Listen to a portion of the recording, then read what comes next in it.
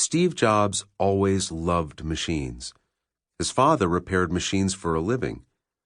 As a child, Steve loved to watch his dad build and fix things.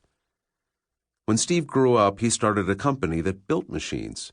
Not just any machines, but a machine Steve was sure would soon become part of daily life, just like cars and TV sets. What was this machine?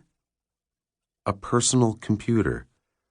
Today, millions of people own personal computers, but back in the 1970s, nobody did. The first modern computer came out in 1938. A computer built in 1946 was as big as a room. When Steve was a kid, computers were still too big and complicated for the average person to use. The government used them to gather information. Steve was going to change that. Steve and his friend Steve Wozniak started Apple Computers in the Jobs' garage. Their computer, the Apple II, was the hit of a West Coast computer fair in 1977. Why? It looked fun to use. In 1979, Steve visited the research center of the tech company Xerox. It was in Palo Alto, California. He walked around looking at the new computers the engineers were working on. "What's that?" Steve asked one man. He pointed to a small gadget by a computer. When the engineer moved the gadget with his hand, an arrow on the computer screen moved too. "This is a point-and-click graphical user interface," the man explained. That sure was a complicated name for a gadget that did something very simple and very amazing.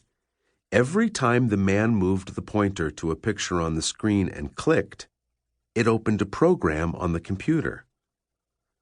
Steve stared at the little gadget. In 1979, computers were operated by punching in keys on a keyboard. To work the computer, you had to know the right keys to push. This little gadget made using the computer so much easier. Steve couldn't believe it. He imagined having something similar for his computers.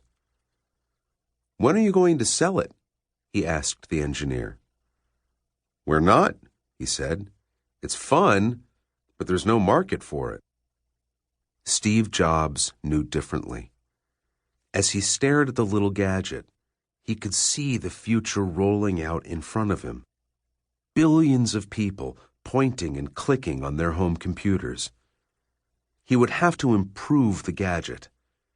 He would make it better.